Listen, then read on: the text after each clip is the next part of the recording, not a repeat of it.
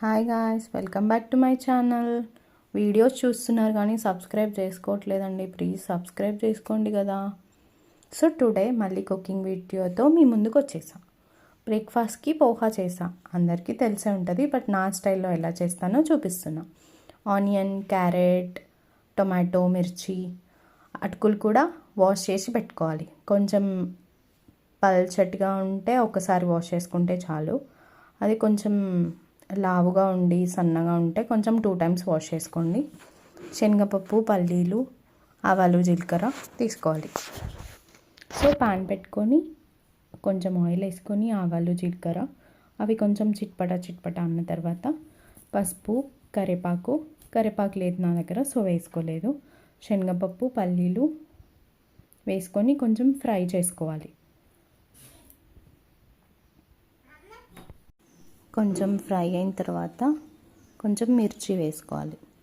మిర్చి వేసుకొని కూడా ఫ్రై చేసుకోండి కొంచెం.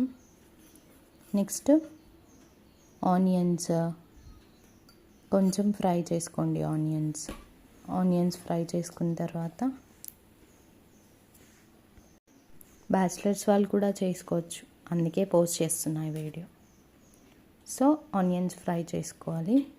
చేసుకున్న తర్వాత కొంచెం క్యారెట్, మనం కట్ చేసుకున్న క్యారెట్ వేసుకోవాలి.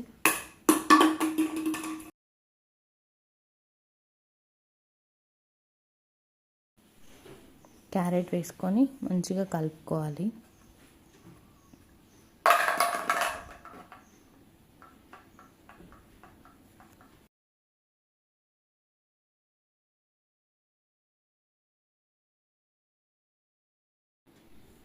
టమాటా వేసుకోవాలి. క్యారెట్ మంచిగా కొంచెం కలుపుకున్న తర్వాత టమాటా వేసుకోవాలి. టమాటా వేసుకొని మంచిగా కలుపుకొని ఒక 2-3 minutes మూత పెట్టుకోవాలి దాని మీద.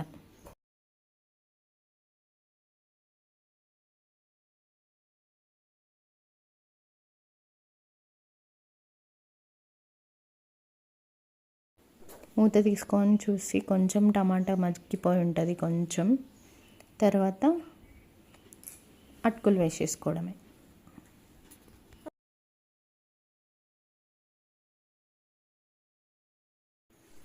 అటుకులు వేసి కొంచెం కలుపుకొని మంచిగా కింద నుంచి పై వరకు మంచిగా కలుపుకొని కొంచెం సాల్ట్ వేసుకొని, మీకు సాల్ట్ సరిపోయిందో లేదో అప్పుడు చెక్ చేసుకోవచ్చు. కొత్తిమీరతో గార్నిష్ చేసుకుంటే సరిపోతుంది. Thank you for watching.